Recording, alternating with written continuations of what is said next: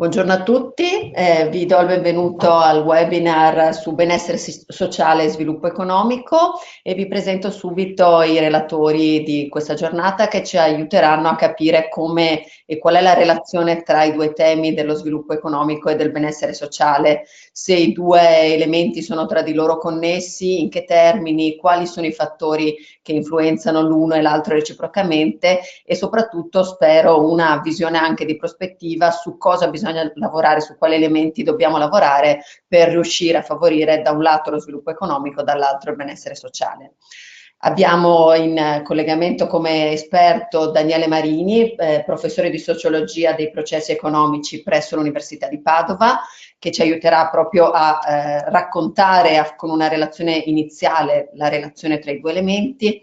Abbiamo poi Federico Visentin, presidente della Mevis, presidente del QOA e anche vicepresidente di Federmeccanica, che invece ci racconterà dal punto di vista dell'impresa come accompagnare il benessere sociale e lo sviluppo economico sia all'interno dell'impresa sia rispetto al territorio nel suo complesso.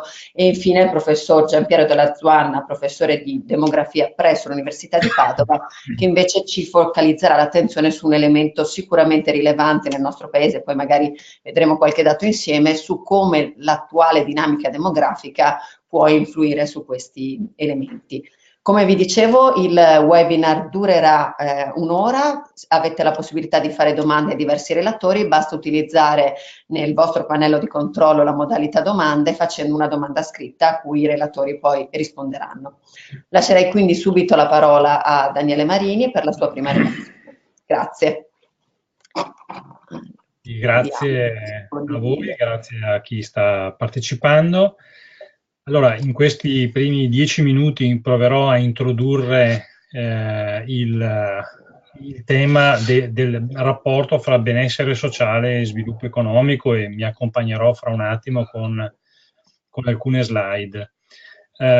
Diciamo subito che lo stesso fatto che questo duplice tema, benessere sociale e sviluppo economico, lo mettiamo nel titolo, ci fa capire come in questi decenni, diciamo così, i due aspetti non si siano sempre più divisi fra di loro.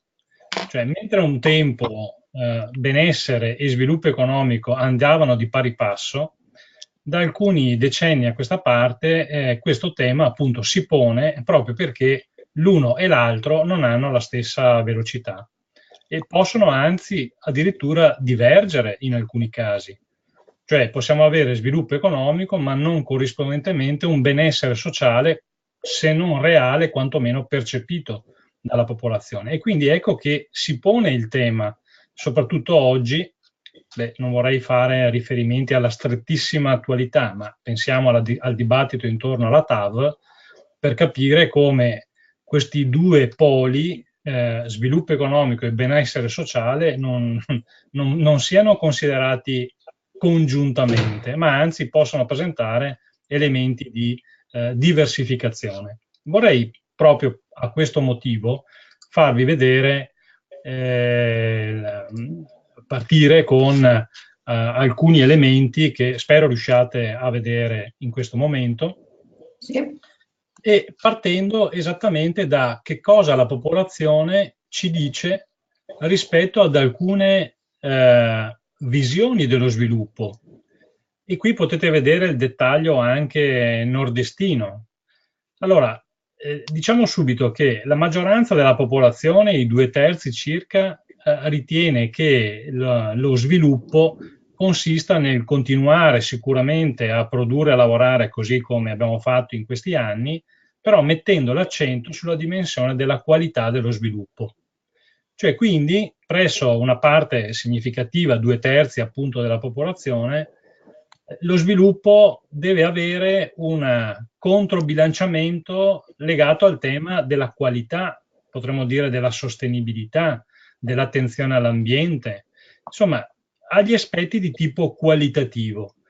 Sono pochi residuali, vedete circa il 18% quelli che e nel nord-est diventano la metà, il 9% quelli che dicono dobbiamo continuare a lavorare così come prima, altrimenti rischiamo di perdere la ricchezza, quindi una visione più di tipo sviluppo tradizionale, potremmo dire, e poi nella parte più bassa della tabella vedete due visioni molto vicine fra di loro che potremmo definire, diciamo così, o conservatrici o della decrescita.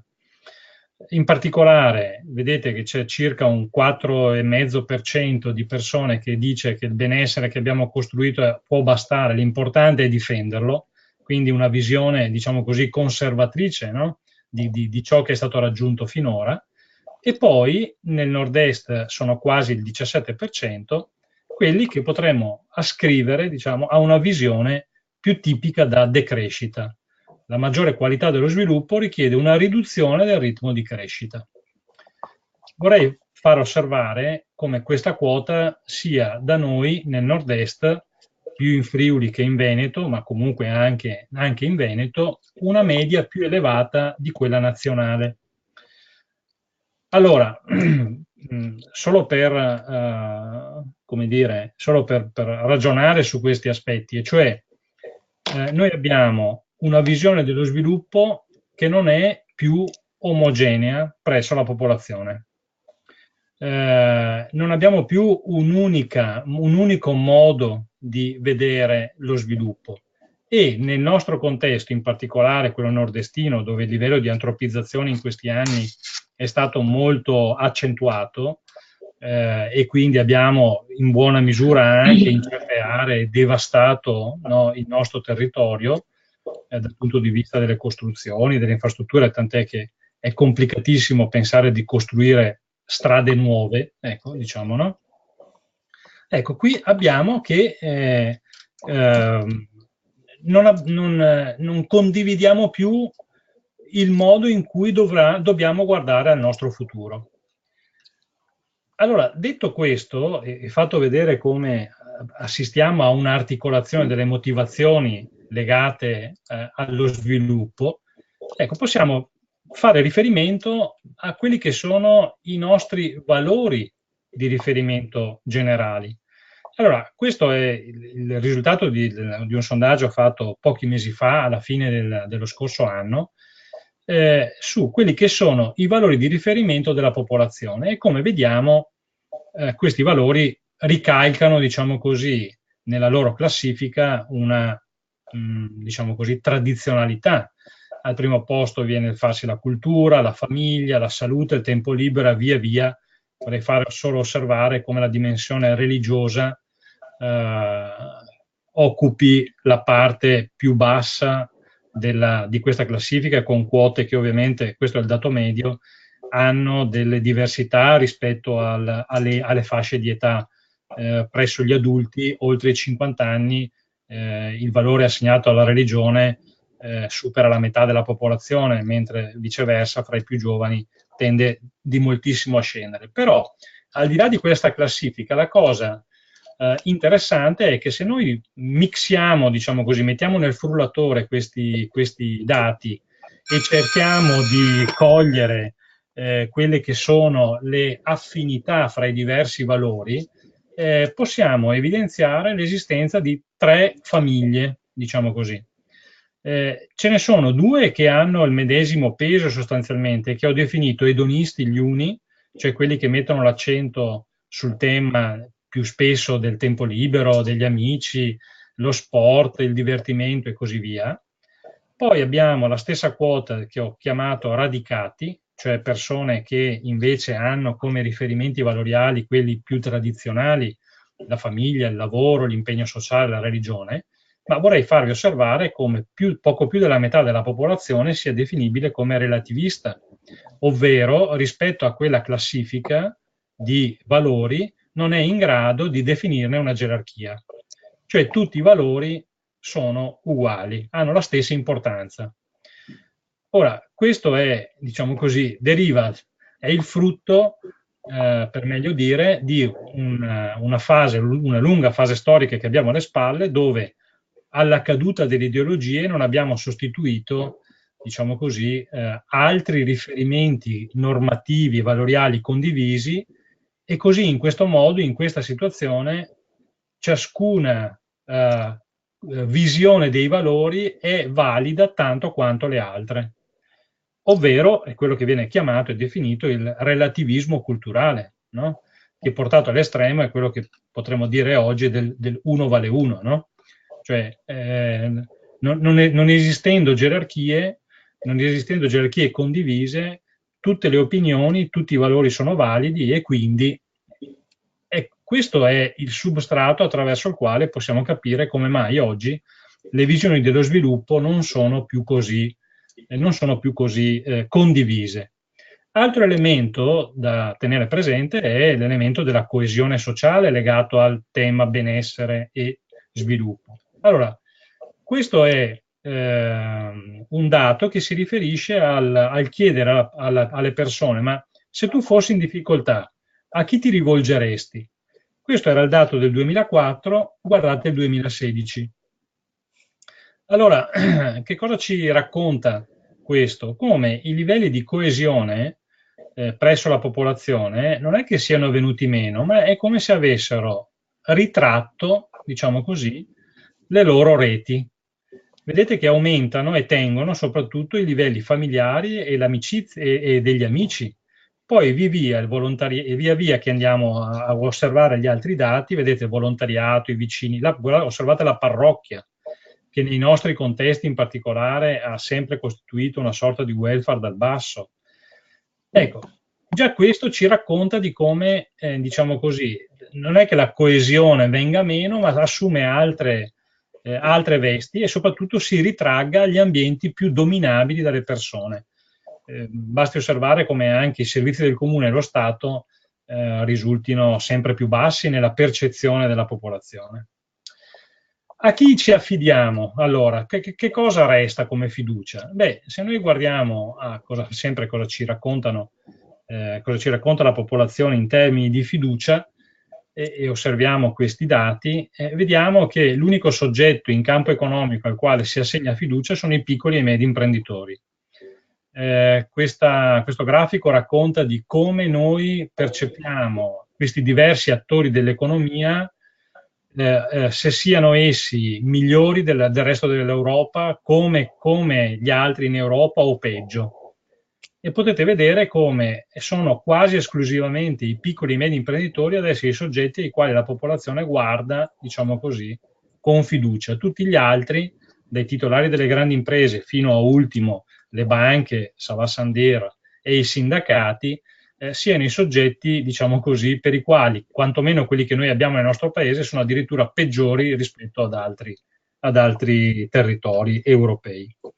Quindi, visione dello sviluppo, diciamo così, che non sono più unanimemente condivise. Relativismo culturale, ovvero valori ognuno dei quali ha la sua importanza uguale per tutti, diversamente per tutti. Fiducia e coesione che, come vedete, si sono ristrette in qualche misura. Bene, questo è per quello che riguarda la parte, diciamo così, più di percezione. Ma se veniamo ad alcuni dati più, diciamo così, strutturali che ci consegna l'Europa, anche qui possiamo vedere come il nostro paese e il nord-est segnatamente presenti nello stesso tempo elementi positivi ma anche elementi negativi. Prendo spunto da questi dati, che sono quelli che l'Unione Europea ci fornisce annualmente, realizza sul piano europeo questo Regional Innovation Scoreboard, questa sorta di classifica sull'innovazione legata non solo all'economia ma anche ai territori, e li vorrei scorrere velocemente per poi lasciare spazio alla discussione. Ho sintetizzato alcuni dati che ci fanno vedere come questo tema del benessere e sviluppo economico siano elementi che devono riguardare l'intero territorio, quindi non solo le imprese o non solo le persone. Ecco. Allora, partiamo innanzitutto da questo grafico che ci fa vedere una volta di più una spaccatura del nostro paese in due. Per aiutarci a interpretarlo, voi vedete che quanto più le regioni hanno un colore che dal verde passa al blu scuro, maggiore è il grado di performance e di innovazione che questi territori hanno conosciuto. Via via che andiamo dal giallo verso il marrone, ecco lì i livelli di performance sono, diciamo così, molto scarsi. Vedete che il nostro paese, diciamo, mediamente è in cima alla lista della parte più bassa della classifica, potremmo dire. Quindi stiamo a mezza via, una mezza via che però ha il nord del paese, diciamo così, messo in una condizione leggermente migliore, il centro-sud invece tende ad andare verso colori più scuri, quindi performance più negative. Vorrei guardare insieme a voi alcuni, perché gli indicatori sono tantissimi, ma vediamo alcuni elementi che riguardano innanzitutto i punti di forza. Ecco, dov'è che siamo forti come territorio e come economia? Innanzitutto nelle innovazioni di processo e di prodotto che le piccole e medie imprese hanno realizzato in questi ultimi anni. Allora, se voi vedete, in particolare il territorio del nord-est è quello rispetto all'Italia che ha il colore più verde accentuato. Quindi è una realtà in cui le piccole e medie imprese hanno realizzato, hanno fatto in questi anni investimenti in innovazione di processo e di prodotto, che ci avvicinano di molto alla media europea. Altro elemento di forza sono le innovazioni in-house fatte nelle PMI, quindi innovazioni che vengono fatte totalmente all'interno delle imprese, e ancora una volta vedete che Veneto e Friuli risultano con il colore più intenso. E altro elemento di forza sono le innovazioni di carattere organizzativo dentro le PMI, quindi è un'innovazione che non passa solo attraverso le nuove tecnologie, ma anche attraverso modalità organizzative nuove, diverse. Fin qui i punti di forza, ma se cominciamo a guardare i punti di debolezza, ecco, ne troviamo degli altri che compensano in qualche modo questi a cui ho appena accennato. Allora, guardiamo. Innanzitutto le spese in innovazioni, non ricerca e sviluppo nelle PMI. Allora, ovvero le innovazioni che vengono fatte più spesso non sono dedicate a ricerca e sviluppo, quindi ad elementi di innovazione, ma ad altri aspetti. E vedete che il Veneto e il Friuli sono quelli fra i più verdi da questo punto di vista. Ancora, la collaborazione con altri PMI, cioè fra le PMI per fare innovazione. E qui vedete che ci tingiamo, diciamo così, di giallo, quindi significa che queste innovazioni non diventano innovazioni di sistema, ma sono innovazioni per le singole entità di impresa. E da ultimo, anzi, ultimi due aspetti, la spesa in ricerca e sviluppo della pubblica amministrazione, che sostanzialmente non c'è, è molto molto scarsa, quindi un pubblico che non investe, che non aiuta nella ricerca e sviluppo delle imprese, e da ultimo, ma non per importanza assolutamente, il tema del capitale umano. Come vedete, la percentuale di popolazione giovane, 30-34 anni laureati, scarseggiano sicuramente rispetto alla media europea, e quindi, soprattutto guardando allo sviluppo futuro, questo è, diciamo così, un elemento di difficoltà che il nostro sistema produttivo e sociale nel suo complesso si porta dietro. Quindi, per terminare su questi punti, sviluppo economico e benessere sociale, diciamo così, hanno dei percorsi diversi fra di loro. Allora l'impegno che dovremmo avere è proprio, in virtù anche di questi dati che vi ho fatto vedere, cercare di capire come riuscire a ricongiungere questi due elementi, perché questi due elementi insieme, materiali e immateriali, sono quelli che definiscono la competitività di un territorio oltre che di un'economia. Grazie.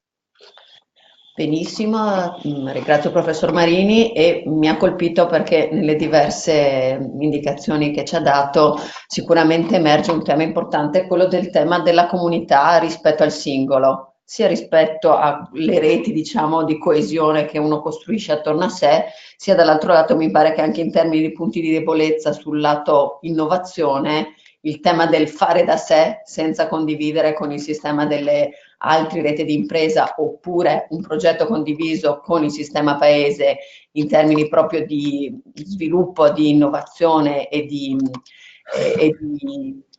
innovazione e di ricerca dentro un progetto condiviso, anche questo mi pare un elemento assolutamente rilevante. A questo punto passerei la parola al dottor Visentin, visto che le piccole e medie imprese sono state invece indicate come uno di quegli attori che invece sono in grado ancora oggi di generare fiducia da parte della popolazione, per capire dal punto di vista dell'impresa quale invece può essere il ruolo nello sviluppo economico e nel benessere sociale, partendo ovviamente dalla sua esperienza sia dal punto di vista come proprio imprenditore, ma anche come presidente di un'istituzione che fa formazione. Abbiamo sentito parlare di capitale umano come elemento per porre le basi per lo sviluppo e per il benessere futuro, quindi provando a tenere insieme queste diverse dimensioni. Grazie. Beh, allora, buongiorno a tutti. Io intanto mi ha fatto sempre molto interessante sentire Daniele Marini e come con lucidità fa delle fotografie. Non ti nascondo, Daniele, che qualche numero e qualche appunto ma anche un po' sorpreso, però alla fine non dovrebbe sorprendermi. Vediamo se riesco alla fine a quadrare le mie perplessità e condividerle con te. Ma io comunque devo parlare del mondo delle imprese e partendo dal mondo delle imprese dico anche delle cose molto ovvie, però che forse qualcuno dimentica. Cioè, noi partiamo da un tema di competizione che sta spingendo sulle nostre imprese, cioè noi tutte le iniziative che possiamo avere, anche governative, tutto quello che ci sta intorno, le guardiamo, le osserviamo, adesso prendo come popolo degli imprenditori, sto dicendo, ce ne preoccupiamo chi più chi meno, però in fondo, in primis, noi abbiamo a che fare con i clienti e con ritrovare sempre la sfida continua e trovare le condizioni di stare nel mercato in posizione possibilmente da leader o se no, in qualche caso, cercando di sopravvivere. Questo è molto più triste, ma questo è l'approccio dell'imprenditore. Allora, da questo punto di vista, devo ricordare, dobbiamo partire da lì e avere l'attenzione che il mondo è diventato molto più facile, adesso si dice molto globale, no? Però è diventato molto più facile avere i competitor che non sono poi dietro l'angolo e questo ha sconvolto negli ultimi anni la competizione, ci siamo trovati ad avere interi settori che non sono assolutamente più competitivi, non è più possibile difendere e il tema è legato al costo del lavoro, inevitabilmente. Noi abbiamo un costo del lavoro in Italia che è troppo alto.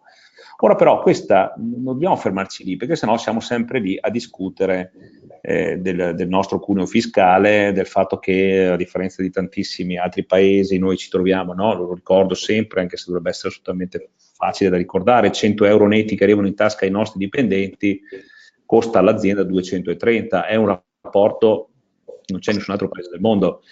Ora, vedete, non è solo un tema. Allora, come reagisce l'impresa? Beh, l'impresa reagisce cercando di migliorare la produttività, cioè cercando di inventarsi soluzioni dove non deve poi così tenere. Due sono le modi, questo è quello principe, no? Cercando di poter contare sul meno contenuto di manodopera perché costa troppo, altrimenti non si è competitivi. Ed ecco allora che nella sua parte più bella tutto questo vuol dire creatività, vuol dire automazione, vuol dire trovare sistemi di efficienza migliori, migliore ergonomia dei processi produttivi. L'altra strada è quella di prendere baracche e burattini e trasportare tutto sui paesi cosiddetti low cost, quindi dove il costo del lavoro costa un quarto rispetto a noi ed è molto vicino a noi questi paesi, non è che sono poi così lontani. Se poi la competizione e se poi sono anche aziende esportatrici che poi quindi il mercato di sbocco magari l'Europa, adesso servirli dall'Italia o servirli dalla Slovacchia, tanto per fare un esempio non a caso, dal punto di vista logistico, anzi forse neanche dei vantaggi. Allora, questo è molto preoccupante, almeno per chi adesso, come nel nostro caso, si cerca partecipando attivamente sulle queste confederazioni, adesso nel mio caso di Federmeccanica, e che vuole quindi in primis cercare di difendere una manifattura in Italia.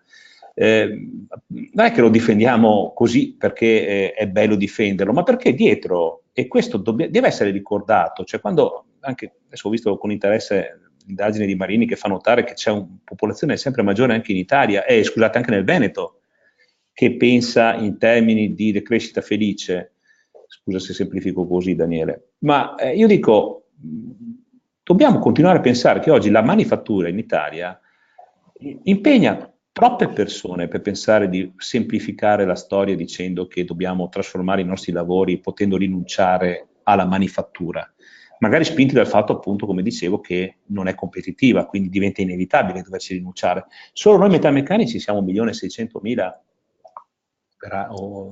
operatori in Italia che vivono oggi un mercato che è un processi produttivi che non sono esattamente quelli super attrattivi o del futuro che ci vogliono raccontare, il digitale. Certo, hanno invaso anche le nostre fabbriche, giustamente, lo sforzo è importante, ma nell'immaginario collettivo il metalmeccanico continua a essere un'impresa, un'industria, e molto spesso lo è purtroppo, ancora estremamente tradizionale.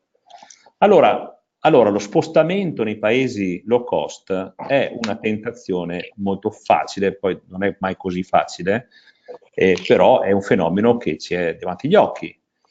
Cos'è che possiamo fare? Rinunciamo, cioè andiamo in quest'ottica, diciamo, auspichiamo questo. Questo verrebbe da dire, dovrebbe essere nelle agende di chi può fare politica industriale in un paese, no?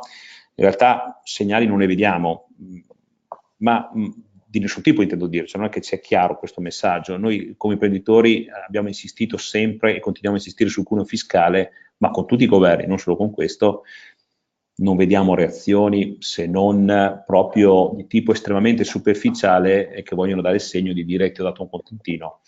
Certo, abbiamo visto 4.0, no? È molto bello, certo, ma molto bello perché va in quell'ottica della prima, no? Quella che io dicevo, cioè reagiamo a una difficoltà di competere nel mondo in termini di produttività. Ricordo che l'Italia è comunque negli ultimi posti in termini di CLUP, cioè il costo del lavoro per unità prodotta è fra i più alti, e questo ha a che fare sia col costo del lavoro ma anche col fatto che non siamo in grado di avere processi produttivi efficaci, efficienti più degli altri paesi. Quindi il gap lo si colma sia riducendo i costi dove è possibile, ma se non è possibile ridurre i costi, migliorando la produttività. Ecco, questo non riusciamo a far bene neanche questo. Oggi 4.0 ci ha dato una mano, ma io dico sempre, questo, il valore più importante di 4.0 è che ha reso consapevole tante aziende, aiutandoli, no? Come sempre, con la parte più sensibile del mondo delle imprese, cioè che è il beneficio di tipo economico, fiscale, va ben venga, voglio dire, se ben indirizzato.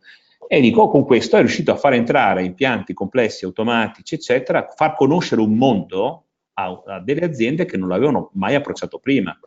In realtà è un po' andare a salvare il salvabile, nel senso che cioè, se oggi abbiamo ancora aziende che funzionano bene è perché in Italia, è perché queste dinamiche le hanno ben capite da molto tempo e non hanno certamente aspettato 4.0 per introdurre l'automazione in azienda, lo stanno facendo magari da decenni, e che si porta dietro questo, e poi ci torneremo anche a aver preparato, addestrato, formato il proprio personale per affrontare queste tecnologie e vincere queste sfide tecnologiche, cosa che invece chi oggi si è portato a casa in velocità all'ultimo minuto, approfittando dell'ultimo giorno della legge per portare a casa qualche impianto complesso, oggi si trova invece tutto il problema pieno di avere il personale adeguato per poterli fare girare. Poi su questo ci torniamo. Quindi reazione alla competizione, scusate, con due uniche direzioni: miglioramento della produttività da una parte, quindi automazioni, eccetera, se vogliamo tenerli in Italia, oppure li spostiamo dall'Italia. Allora, ci fermiamo qua? No, io dico, l'aspetto secondo me chiave è certamente non auspicare lo spostamento nei paesi dell'est, forse al più capire e avere la consapevolezza che se certe produzioni non è più possibile mantenere in Italia, forse è inutile anche che ci come dire, rigidiamo a voler per forza mantenere. Io sono sempre stato contrario a quelle casse integrazioni trascinate per 10 anni a fronte di aziende completamente decotte e caricando e gravando poi alla fine il bilancio nazionale per salvataggi o per spinte, anziché lavorare su politiche attive che si preoccupi di al più presto possibile chiudere quella realtà non produttiva che fa solo che dumping sul mercato a quelli che cercano invece di far fatica con le proprie risorse e competere su quel mercato, e viceversa creano illusioni e una disabituano, voglio dire, gli operatori di quell'impresa, abituandoli appunto ad avere una cassa integrazione che gli porta e che gli giustifica, insomma, che gli sostiene il reddito. Ecco, io su queste cose sarebbe molto da pensare anche su se veramente siamo, ammesso che siamo di fronte, come tutti temiamo, insomma, a una ritorno ad una logica pesantemente assistenzialista, no? Con il reddito di cittadinanza, eccetera. Ecco, quindi se quella è la direzione, speriamo di no, però i timori ci sono tutti, che vada verso una, come si dice, non semplicemente preoccuparci di chi veramente è indigente, ma di chi questo vada a creare una disaffezione verso l'impegno, verso lo sforzo e verso la proattività e il protagonismo delle persone. E qua veniamo al punto vero. Allora, cos'è la vera proposta di un'industria manifatturiera che vuole rimanere in Italia? Un cambio di pelle potente, che parte proprio da mettere il capitale umano in centro. Cioè, chi l'ha capito, e ce ne sono tante, questa è la bella parte della notizia, non è che ce ne sono poche, lo scopriamo adesso, quindi noi possiamo dire queste cose perché le best practice le abbiamo viste tutte. Allora, chi ha veramente saputo mettere il capitale umano al centro, ha capito che anche in un'industria perfettamente manifatturiera, la sua capacità di evoluzione non deriva da 4 consulenti che ti arrivano e ti fanno pagare un botto per un piano industriale nuovo, o da 4 commercialisti che ti aiutano a capire che puoi avere beneficio fiscale se porti dentro la macchina di nuova generazione. Ce l'hai perché coinvolgi tutte, quindi coinvolgimento di tutto il personale che hai con te in squadra, in una logica di ricerca del miglioramento continuo che è a tutto tondo, cioè che vuol dire dalle piccole cose nel reparto di produzione alle grandi strategie di come affrontare i mercati. Noi dobbiamo avere la capacità di ascoltare, di coinvolgere il personale e non toglierci dalla testa un vecchio stile direttivo del mondo delle imprese. Perché questo crea e dovrebbe determinare interesse e motivazione da parte delle persone, che attenzione, non nascondiamoci, dovranno trovare anche, non solo, ma anche un loro rendiconto personale su questa cosa. E quando parlo di rendiconto personale, parlo di partecipazione ai risultati. Quindi, in questo senso, guardate, Federmeccanica sta spingendo il nuovo contratto che ha fatto, è stato epocale. È significativo che in Italia non sia stato seguito da altre categorie. Noi siamo la più rappresentativa del manifatturiero in Italia, viva Dio, ma è significativo secondo me che non lo sia, perché è un segno, se non voglio sostituirmi a Marini su analisi sociologiche, ben venga, cioè ben me ne vedo, però voglio dire, il fatto di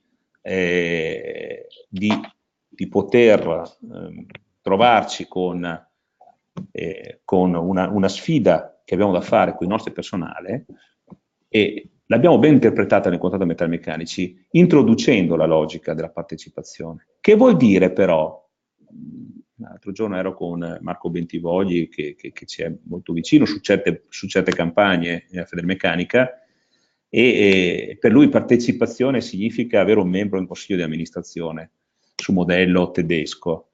Ma io dico, è troppo facile cavarsela con un membro del sindacato in consiglio di amministrazione, perché è molto più fatica nelle imprese cercare di avere il coinvolgimento vero delle persone, trovare meccanismi che portino ad esprimere, non solo ad esprimere la cassetta delle idee, ma a essere parte attiva nelle strategie, nello sviluppo e nell'impegno.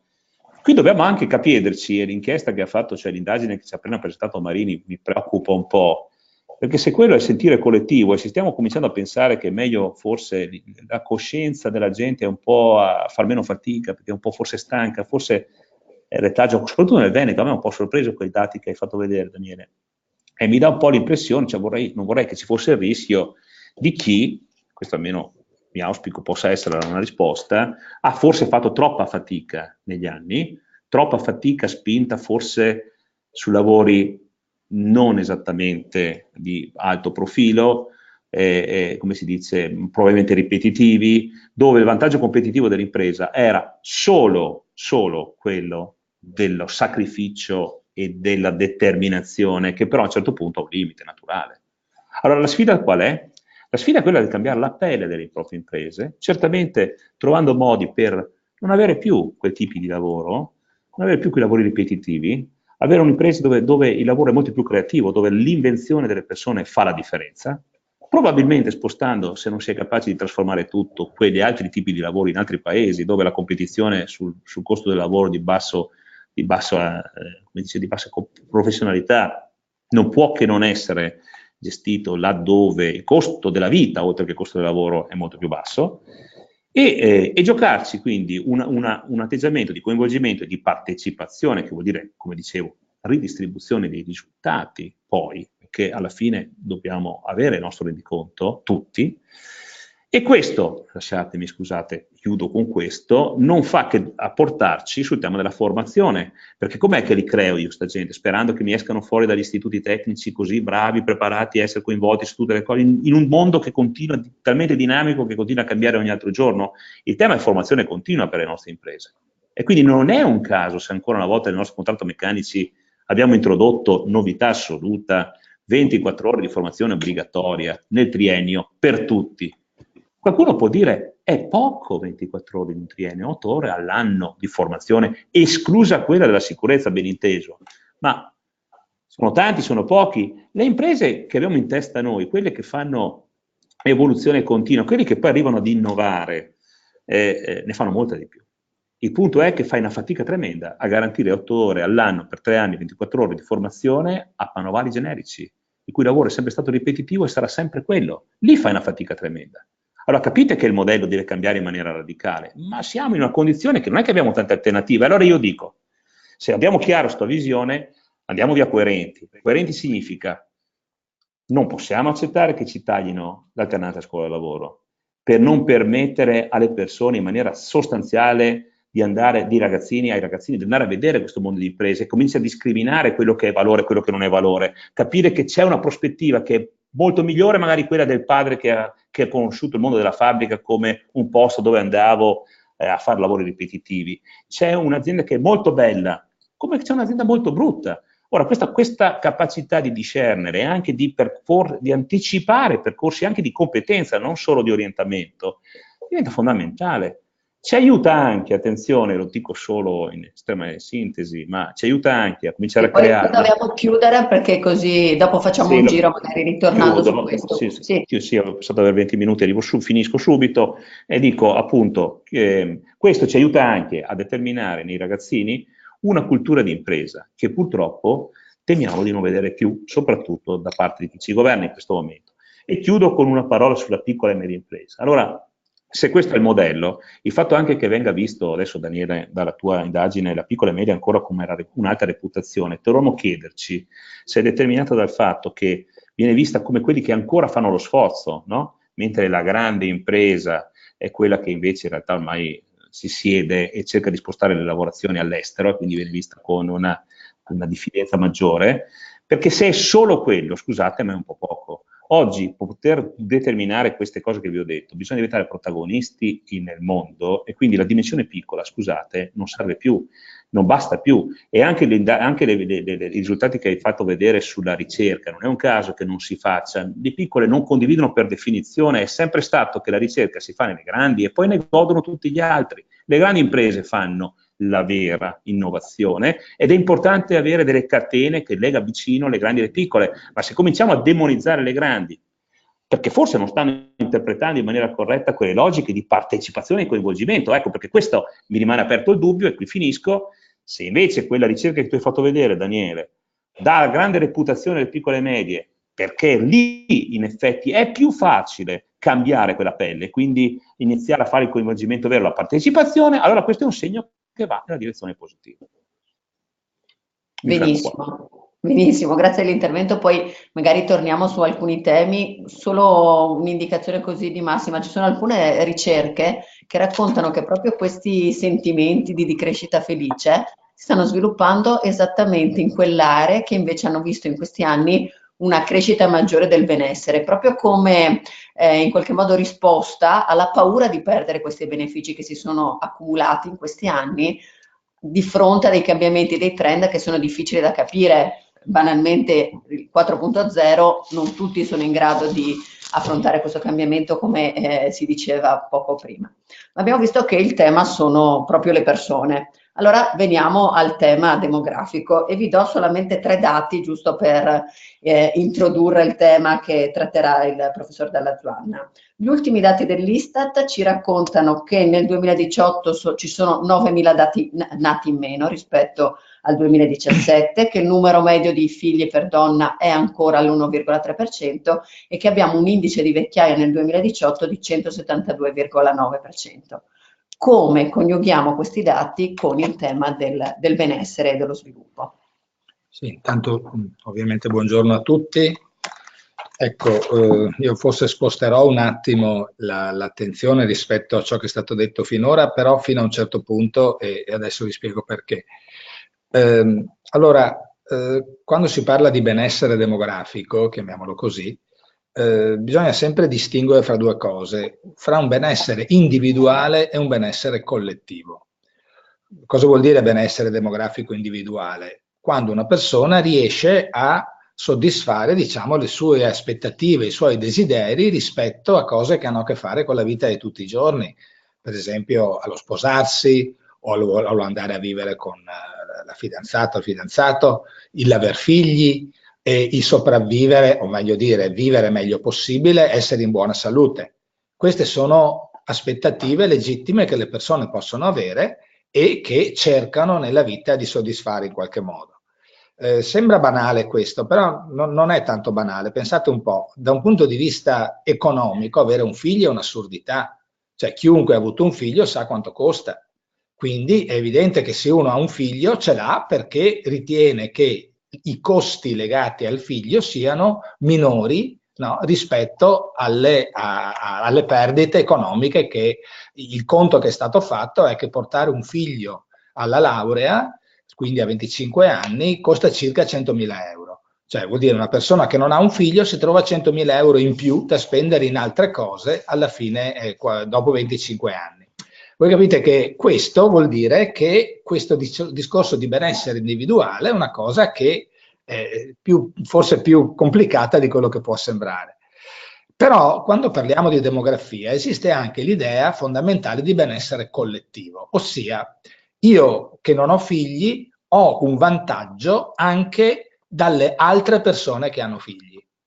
Perché funziona così? Funziona così perché una società, e qua riprendo un po' quello che diceva giustamente il dottor Visentin, cioè quando noi parliamo di lavoro, quando parliamo di...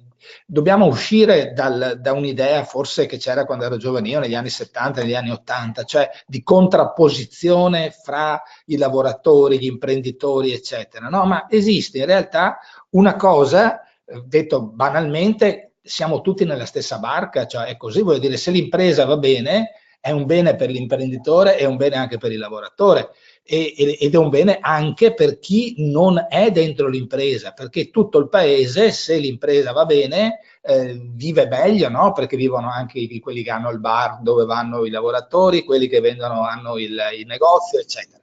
Lo stesso succede dovremmo avere la consapevolezza che succede quando parliamo dello sviluppo della popolazione, cioè avere un numero di nascite sufficienti per avere un rinnovo della popolazione è una cosa che fa bene anche a chi i figli non li ha, perché e questo accade non solo per il discorso che si fa sempre sulle pensioni, no? Cioè chi pagherà le pensioni, chi pagherà le robe degli anziani se non ci sono bambini, eccetera, ma vale anche perché una società costituita fondamentalmente da persone con i capelli grigi non è una società che dà speranza, che dà possibilità di... insomma, noi, e questo non lo dico solo da un punto di vista così generale, ma ci sono anche studi proprio evoluzionistici che mostrano che da parte delle persone il fatto di vedere, di vivere anche in un posto dove ci sono bambini, dove c'è il futuro che va avanti, è una cosa che giova al benessere di tutti. Allora, detto questo, però, bisogna capire se noi accettiamo seriamente il fatto che i figli sono un benessere, sono un bene collettivo e non solo un bene individuale, ciò ci apre una prateria di cose che dobbiamo fare e che l'Italia ora non fa. Ed è ciò che giustifica i dati che Silvia Oliva raccontava prima, cioè nel senso che perché nascono così pochi bambini in Italia a differenza di ciò che accade in altri paesi come la Francia, come adesso anche la Germania, che ha invertito un trend di calo della fecondità, ma possiamo parlare anche della Russia, possiamo parlare dell'Inghilterra, degli Stati Uniti, tutti i paesi che hanno una fecondità più alta rispetto all'Italia. Accade perché chi ha figli è penalizzato almeno su 3 cose. La prima ha un sistema fiscale fortemente penalizzante. Pensate, faccio solo un esempio. Adesso un disoccupato, quindi uno senza reddito e che ha figli, non ha né gli assegni familiari perché non ha un lavoro dipendente, né le detrazioni IRPEF perché non ha reddito.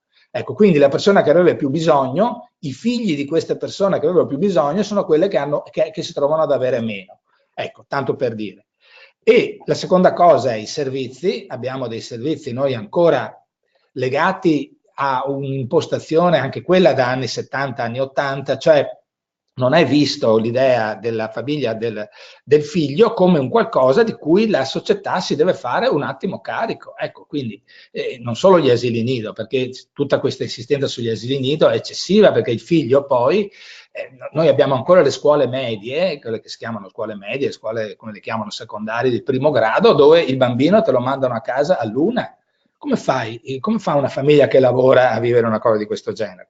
E qua si può continuare. E la terza cosa poi è un clima che è, come posso dire, negativo rispetto ai figli, no? Nel senso che c'è questa idea che l'Italia non ha futuro, l'Italia non funziona, l'Italia non avrà possibilità, cosa che invece, insomma, è molto più, mi pare che questa idea sia, diciamo, non vede un po' la realtà com'è. In realtà non c'è futuro se si fanno le scelte sbagliate. Se si fanno le scelte giuste, il futuro c'è. Ci sono aziende che vanno molto bene, ci sono famiglie che riescono a progredire. Cioè, l'importante è essere consci che bisogna fare alcune scelte che noi continuiamo a non fare. E alcune cose le ha dette molto bene il dottor Visentin, a cui mi permetto anche di fare una domanda, visto che stiamo andando verso anche il mettersi insieme. Io mi chiedo quanto possa aiutare un'innovazione che è stata fatta negli ultimi anni, il cosiddetto welfare aziendale, che ha il vantaggio, credo, che riesce a comprimere un po' questo cuneo fiscale, no? Perché ti permette di dare dei benefici al lavoratore senza che vengano massacrati, diciamo, dal prelievo fiscale. A me pare una cosa interessante. Tra l'altro è appena uscito, mi pare, un articolo su un giornale locale che mostrava di un'azienda, credo del Vicentino, che dà un welfare molto importante proprio per i dipendenti che hanno figli, no? Pagandogli l'asilo nido e anche l'asilo dopo, come si chiama, la scuola materna, in modo completo proprio. E dicono che hanno avuto qualche bambino in più, questo non lo so, però insomma, a parte quello, insomma, è l'idea però dell'azienda che si fa carico proprio anche di un benessere collettivo. Allora, ecco, io adesso chiudo anche perché voglio lasciare spazio anche alle domande o alle interlocuzioni. Questa idea del benessere individuale e collettivo purtroppo è un'idea molto complicata. Faccio a voi e a quelli che stanno ascoltando la domanda che faccio sempre ai miei studenti, no? Tanto per fargli capire quanto difficile è riuscire a invertire la tendenza in Italia. Io gli chiedo, secondo voi è giusto che chi ha più figli paghi meno tasse? E ho tutta un'ovazione di sì. Tutti mi dicono sì, è giusto che chi ha più figli paghi meno tasse. Allora dopo gli chiedo, è giusto che chi non ha figli paghi più tasse? E tutti mi dicono di no, senza rendersi conto che in realtà è la stessa cosa, cioè è evidente, no? Che chi ha, cioè, non stanno in piedi le due cose. E purtroppo in Italia, e purtroppo i governi di tutti i colori non sono riusciti a invertire la tendenza, c'è ancora l'idea, che è riflessa anche nei dati di Marini, no? Di Daniele, quando dice che quando c'è un problema si rivolge sempre alla famiglia. C'è questa idea che il figlio sia una cosa essenzialmente individuale. Come si dice in Veneto, i figli tui e te tieni. Cioè, sono una tua cosa, quindi vantaggi e svantaggi. Però nelle società contemporanee o viene preso il figlio viene preso anche come come posso dire, un benessere. C'è l'idea che i figli sono anche un benessere collettivo, se no come succede non solo in Italia ma anche in altri paesi, la fecondità resterà bassa e con tutte le conseguenze negative del caso. Benissimo, grazie di questo intervento. Abbiamo ancora 5 minuti, allora se mi permettete proviamo a fare un ultimo giro rapido per ciascuno. E sicuramente interessante il tema del welfare aziendale. Se il dottor Visentin vuole raccontarci qualcosa in Mevis di cosa fate da questo punto di vista. Beh, Siete guardi, allora, attivi. anche certamente siamo abbastanza molto attivi. Anche questo l'abbiamo preso per mano come Federmeccanica. Cosa devo dire sul welfare? Sicuramente benvenuto e welcome, come si dice. Dove sta il limite oggi? Il limite sta che, dal punto di vista normativo, ancora una volta, sei molto vincolato, cioè tu la disponibilità che hai, perché il valore, allora, ci sono due valori del welfare, di questo cosiddetto welfare. Ha preso adesso un interesse molto elevato per il fatto che aiuta ad abbattere il cuneo fiscale, cioè finalmente tu distribuisci un prodotto che costa 100 all'impresa e 100 di valore va a finire al dipendente, no? E questo va in direzione favorevole.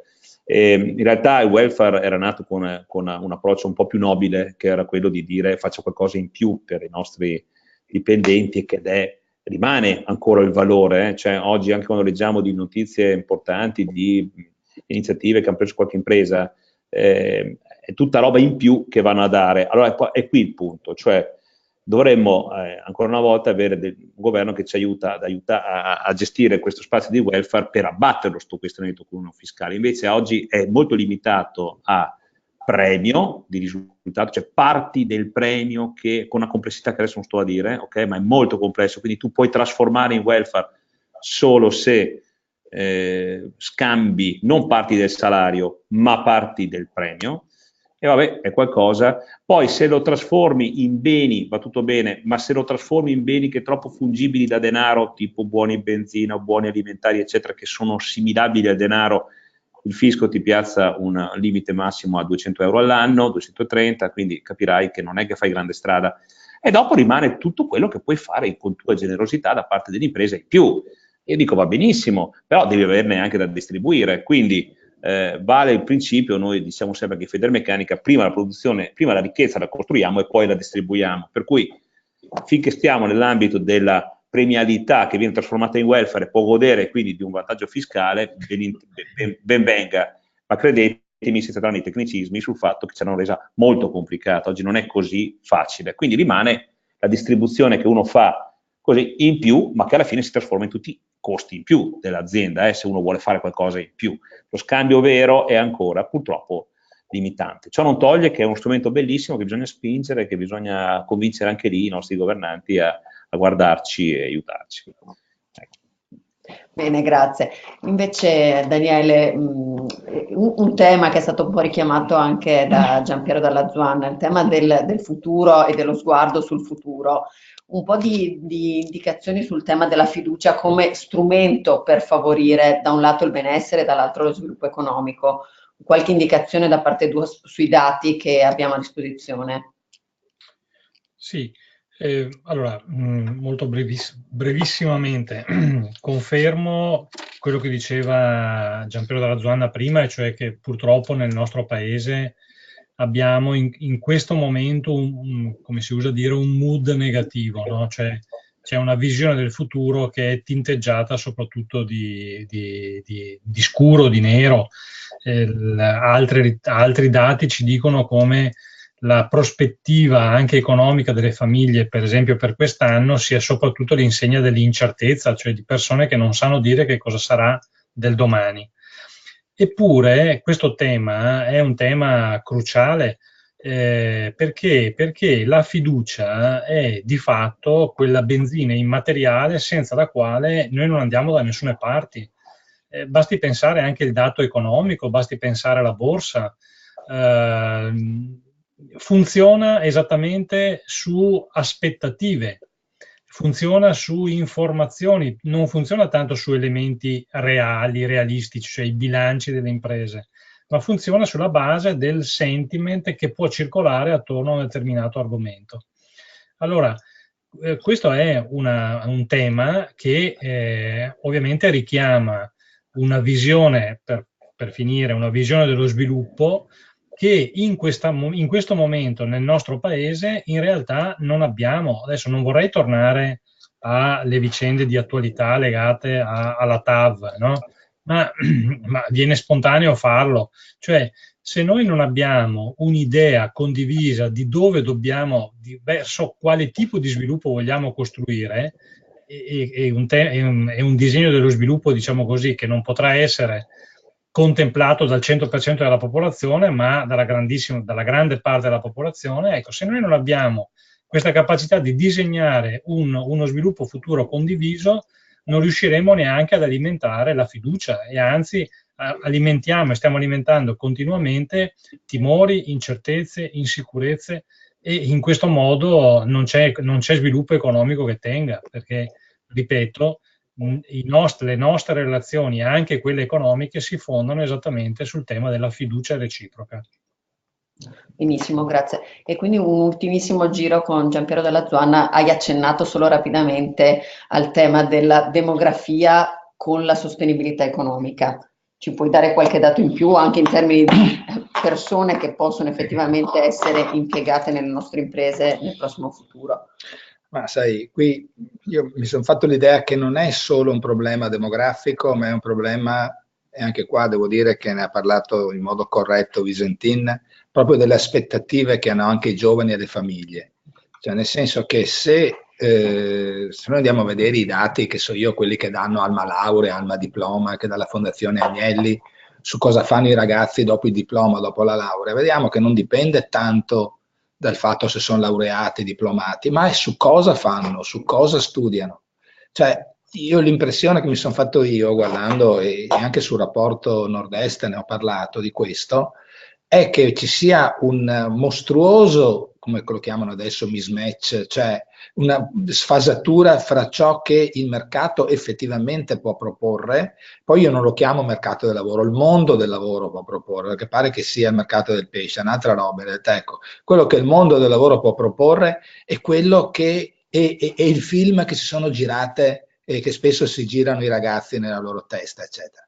Per cui io credo che se noi riuscissimo a creare ad attenuare questa sfasatura, io credo che ci sarebbe anche un recupero della fiducia di cui parlava Daniele, perché veramente io vedo anche tanti ragazzi che vengono da me, da professore, eccetera, no? Vedi proprio che non hanno in mente come funzionano le cose, per cui veramente teniamo botta sul discorso dell'alternanza scuola-lavoro, ma anche di altre forme che si possono essere di conoscenza.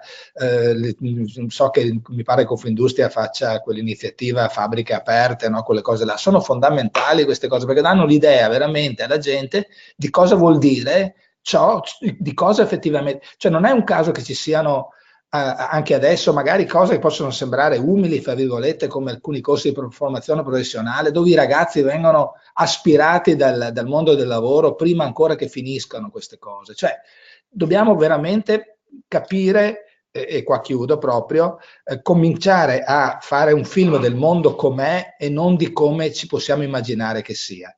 Perché sennò veramente alla fine